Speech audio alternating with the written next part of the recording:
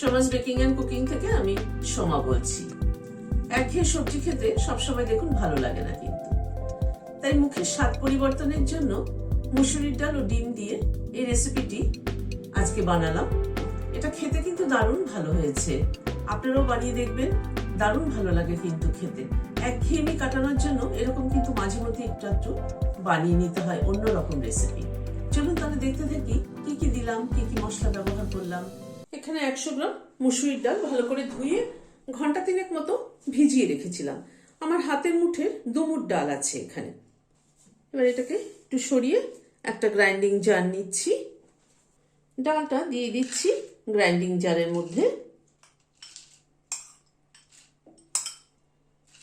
ডালটা যেটুকু জল লাগবে পেস্ট করতে সেটুকুই ব্যবহার করব, খুব বেশি জল কিন্তু ব্যবহার করব না।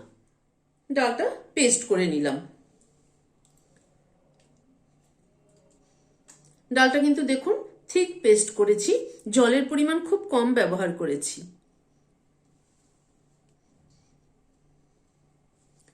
এবার ডালটাকে একটু সাইডে সরিয়ে রাখলাম। এখানে 2টো পেঁয়াজ নিলাম, 1 টুকরো আদা নিয়েছি আর 2টো কাঁচা লঙ্কা নিয়েছি। এগুলোকে কুচিয়ে নিচ্ছি।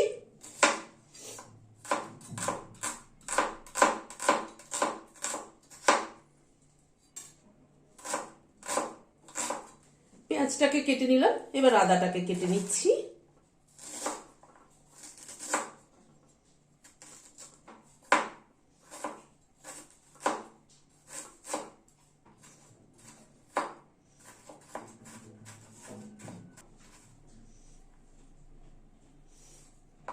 আদাটাকেও কেটে নিলাম, এবার কাঁচা লঙ্কা 2টোকে কেটে নিচ্ছি। এবার ডালের মধ্যে এগুলো একে একে দিয়ে দিচ্ছি। পেঁয়াজটা দিয়ে দিলাম, আদা কুচিটা দিয়ে দিলাম, কাঁচা লঙ্কাটাও দিয়ে দিলাম। এখানে 2টো ডিম ভেঙে নিয়েছি, ডিমটাকে ফেটিয়ে নিচ্ছি। ডিমটা দিয়ে দিলাম, খানিকটা ধনেপাতা কুচি দিয়ে দিলাম, 1/2 চামচ নুন দিলাম, অল্প একটু হলুদ দিলাম, সবকিছু দিয়ে মিশিয়ে নিচ্ছি।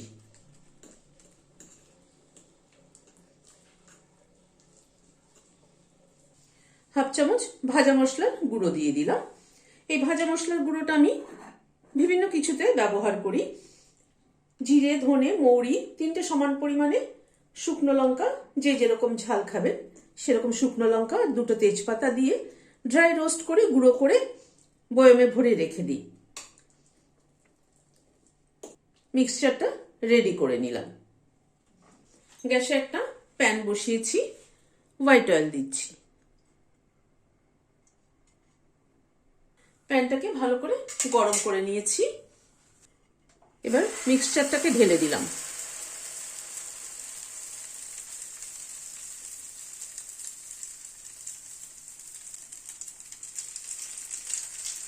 একটু ছড়িয়ে দিচ্ছি।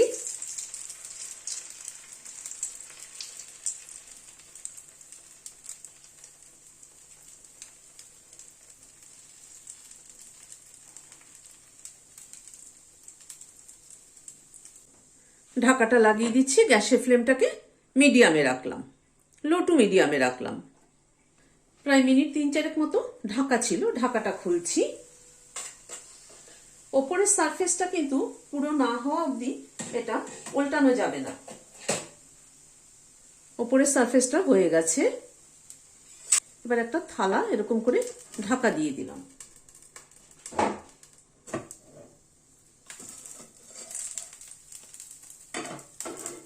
এটাকে উল্টে নিলাম, আবার একটু তেল দিয়ে দিচ্ছি।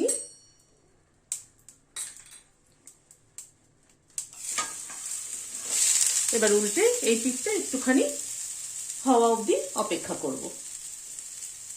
আবার চেপে চেপে মিনিট 2 সময় ধরে ওই পিঠটাকে একটুখানি ভেজে নিলাম।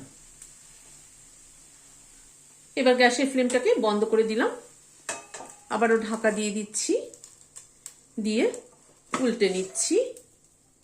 এই পিঠটাও কিন্তু সুন্দর ভাজা ভাজা হয়ে গেছে।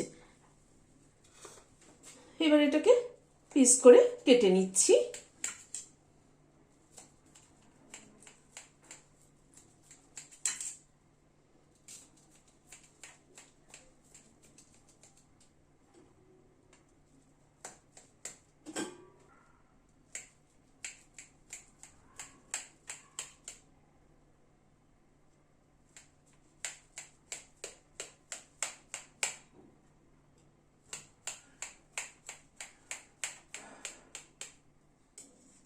সব টুকরোগুলোকে কেটে রেডি করে নিলাম। গ্যাসে আবার একটা কড়াই বসালাম, সরষের তেল দিচ্ছি। তেলটা গরম হয়ে গিয়েছে।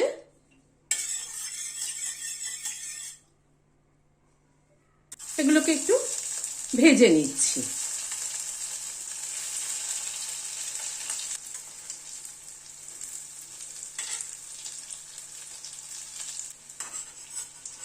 তুলে নিচ্ছি। এভাবে সবগুলোকে একটু হালকা করে ভেজে নিচ্ছি।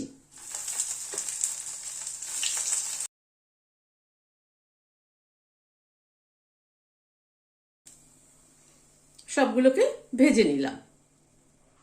কড়াইতে আবার একটু সরষের তেল দিচ্ছি। দুটো দারচিনির টুকরো দিয়ে দিলাম। দুটো এলাচটা মাথা ফাটিয়ে দিলাম। দুটো লবঙ্গ দিলাম। একটা তেজপাতা দিলাম। অল্প একটু সাদা জিরে ফোড়নে দিলাম। গ্যাসের ফ্লেমটাকে একদম কমিয়ে ফোড়নটাকে ক্র্যাক করিয়ে নেব।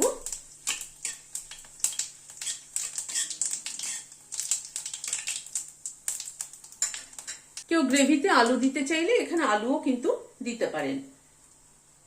পেঁয়াজ, একটা পেঁয়াজকে সেদ্ধ করে পেস্ট করে নিয়েছি, সেটা দিয়ে দিলাম।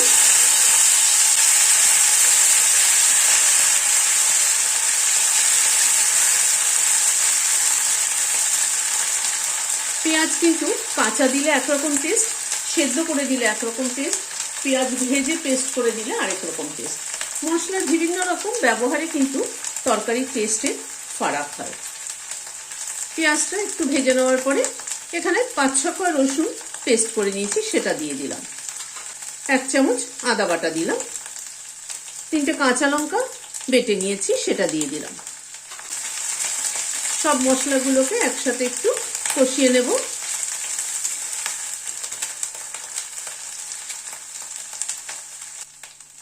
মশলাটাকে একটু কষিয়ে নেওয়ার পরে এখানে একটা টমেটো কুচি করে নিয়েছি, সেটা দিয়ে দিলাম।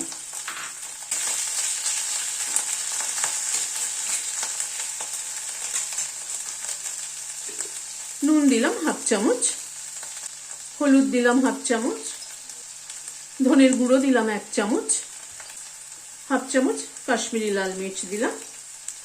একটু জিরের গুঁড়োও দেবেন, কারণ আজকে আমার কাছে জিরের গুঁড়োটা নেই, তাই আমি দিতে পারলাম না। একটু জিরের গুঁড়ো দিয়ে দেবেন।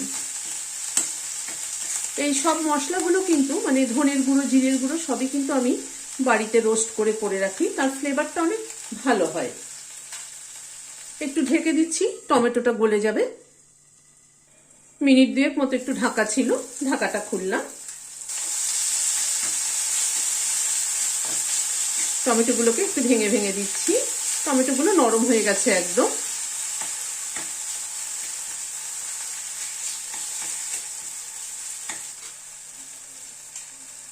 এখানে 2 চামচ টক দই ফেটিয়ে রেখেছি, সেটা দিয়ে দিলাম। 2 টেবিল চামচ কিন্তু টক দই। গ্যাসের ফ্লেমটাকে একদম কম করে রেখে দই দিয়ে কিন্তু সমানে নাড়তে হবে, যাতে দইটা কেটে না যায়।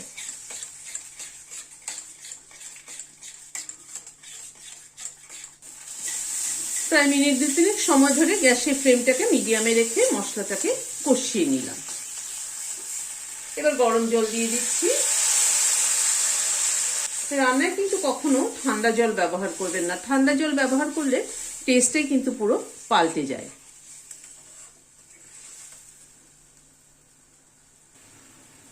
এবার এগুলো অ্যাড করে দিচ্ছি।